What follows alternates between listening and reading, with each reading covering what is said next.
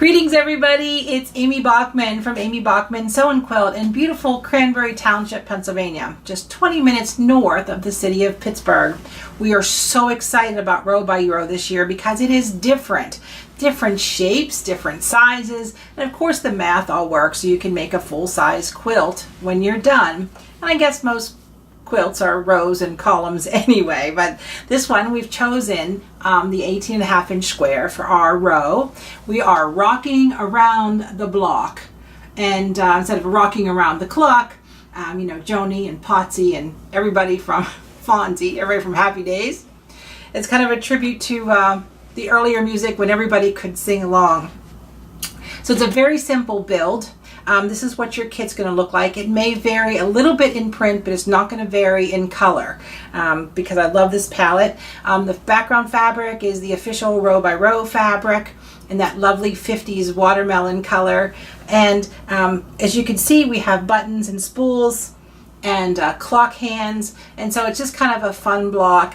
And I've seen some of the other blocks from around our neighborhood around Pittsburgh, and they're all going to work wonderful together. So if you're out in this neighborhood, please come and see us because Row by Row is absolutely fun and it is free unless you want to buy a kit.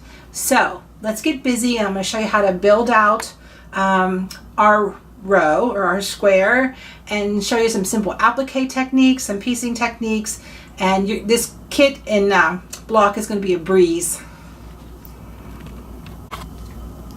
Okay, now we're ready. We're just going to prep our background. Now in your kit, it's a 19-inch square, and you're going to fold it in quarters and find your center. Now your finished block is going to trim to 18.5, so you have a little bit of wiggle room working with this big square here. The first thing we're going to do is prep the Dresdens. Now this is the template that's on your directions and on your pattern, but there's also SVG files. Now the SVG files are scalable vector graphics for those of you with the Scan and Cut and Artistic Edge Cutter, Cameo, Cricut, and the only way to get those files is after you purchase the kit. There's directions on the pattern on how to access these files. So once you own it, you can cut these if you'd like. I treated my fabric with Terrio Magic. It's a heavy spray starch, so they cut super beautiful and super clean. I didn't want fusible web on my Dresdens because it would just put too much weight in the quilt. So there's 4 colors, and you're gonna have 3 blades each. And you can see I've already pieced these blades, and what I want you to do is press the seam open. Because we're attaching fusible applique to these blocks, if you press the seam sideways, you may get a lump in your spool or your button. So I want you to press them open. So once you seam them, you're going to make 3 sets of 4, okay? And they're going to go right around. Whoops, make sure you get them in the right order because I'm still wrong. There we go. And then you're going to sew them in to a circle, okay? I used a scant 1/4 inch. On my sewing machine is my Janome 9400, and with that new high performance plate on there, holy crow, it's a special throw plate that goes on, and then this perfect scant 1/4 inch foot. And what this does is it rides perfectly on 2 complete feed dogs, so I'm not fighting any rudders or fighting my feed teeth or feeding it perfectly. So once I sew it, now the upside of having it starched to death with Terrio Magic, there's no stretch involved whatsoever. And then you're just going to open your seam and press it open. And then when you get your 3 sections, and you're going to sew your 3 sections together, of course. So we're just going to pretend these guys are sewn together. Pretend, the art of pretend. Welcome to video, the art of pretend. I don't know that these are in the right order, but we're going to make it work for right now. So I have this centered, right? Now, once this is centered and sewn together, all I did is I went ahead and I did a blanket stitch around each outside edge. If you can see it here. I did black on black, so there's a good chance you're not going to be able to see it too well. But I just did a simple blanket stitch or pin stitch, whatever you'd like to call it, or an E-stitch a buttonhole applique stitch. Every brand has their own little name for it, right? So once you get this centered, the build becomes super easy from here. This is your center, and you have to love the 45 record spacer. I had to put that in there. If you're under 40, you may not know what that is, but in the old days our records were this big and we had to put a spacer in them so they would fit on the spindle of the record player. That's kind of novel. We just finished our shop hop, and one of the young girls, she was about 7 or 8, she stood there in store at it. She said, "Is that an old CD?" And I'm like, "No." So we explained the whole process, so it is kind of fun. So you have enough, right? And you could arrange yours any way you want. But at the 12, the 3, the 6, the 9, I have the buttons. The spools. And then I have the green buttons at the rest of the clock, and then the clock hands.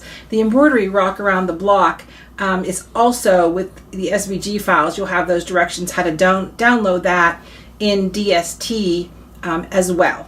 So I'm going to build out my block, and then I'm going to show you some kind of cool applique techniques, just a couple tips that may help you get through all the applique and all the beautiful rows. All right, most of the rows that I've seen, there's some piecing as well as applique. There's a lot of applique when there's a theme because sometimes it's a little easier. I want to talk a little bit about fusibles, the good, the bad, and the ugly. I prefer Heat and Bond Light or Wonder Under. Those are my two favorite fusible webs. Now, Heat and Bond also makes a no-sew, which is a red label Heat and Bond. If you fuse anything with that, it is solid concrete. You're never going to sew through it. You think your machine's broke, but your fusible is just way too heavy. There's a couple products out there called Feather, and now there's a stretch product. So do a little test sample on your fabric. If you're getting 2 and 3 layers of appliques on top of each other, you might want to consider a thinner type fusible web. So let me show you some of the differences in the fusible web. So when I use my artistic edge cutter or my scan and cut, there's a couple things you need to see. You want good, solid, heavy pressure, but not over press. When I peel this off, this is Heat and Bond Light. You should have that very solid, shiny, almost like it's been laminated look. That is awesome, and that's the way it should look. When you peel off your paper and it's dull and webby looking, two things have happened. It's underpressed if you can peel the web off easily, or you can overpress it where all the glue sinks into the fabric, and then you get this mat that will not fuse. It's just waste at this point. The other fusible I like to use is Steam-A-Seam Light or Steam-A-Seam 2.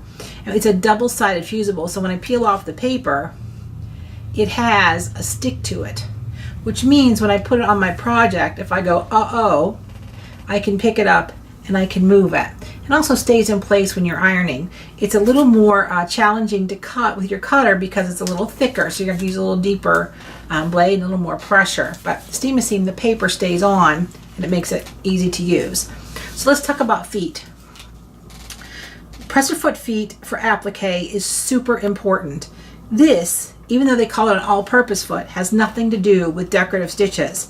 This little spring is to get you over heavy humps, but you can see it's flat down here, and that's not what you want. This is not, even though it's all-purpose, good for applique. These are my applique feet. This is open toe applique, and this is what we call a closed toe applique, but you'll see on my Janome 9400 I have that little red arrow that's always showing me my needle position, which is really helpful. And when I turn these guys over, I have these metal glide plates underneath, and what the metal does, it doesn't eat up the plastic because it's next to the diamond cut feed teeth. So either one of these are great depending on if you need to see more or you need that little marking to help you. So I'm going to use this little marking. And the other key to super successful machine embroidery, ooh, wrong class, applique is pivot, pivot, pivot. So I have one of my button circles here that isn't done. And I have my thread in. And so that little, I'm going to start with my needle. The way my Janome starts, the needle always starts on the straight piece, okay? So I'm going to take a couple stitches, and that little pin is going to swing over. Because I'm sewing an outside corner, I'm going to stop always with my needle on the outside. So when I pivot, I have my automatic pivot feature turned on. If you don't pivot and you want to drive like a NASCAR driver and yank as you're sewing, you're going to have square buttons. And it's worth the extra time to take to pivot. It just takes a second.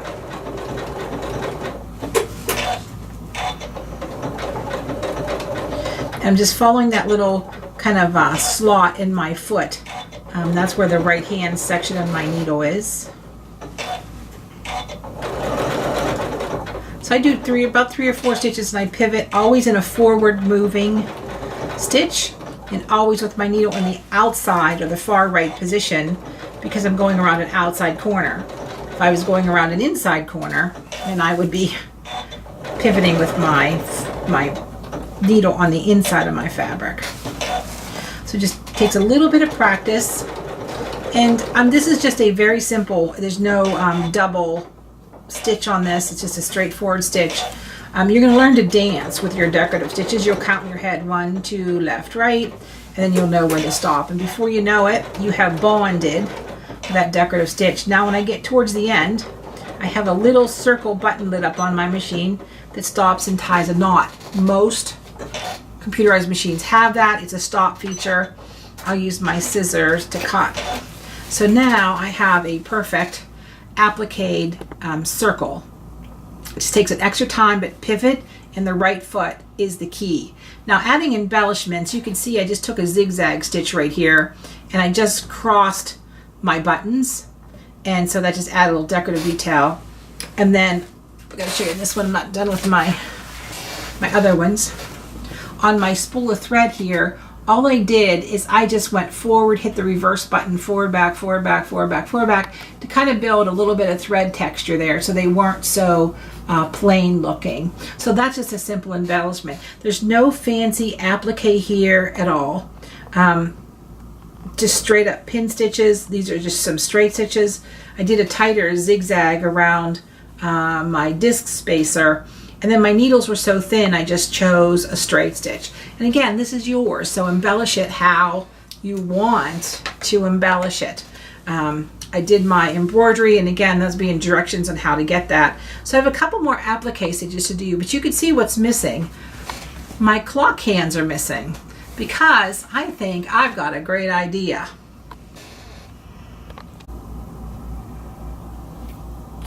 All right, now here is my rock around the block clock. So you can see why I didn't add the fusible hands. I went ahead and took a inexpensive set of clock hands from dollar store, wherever you can find, craft store, wherever you want to get the clock hands, and I stretched it onto artist canvas.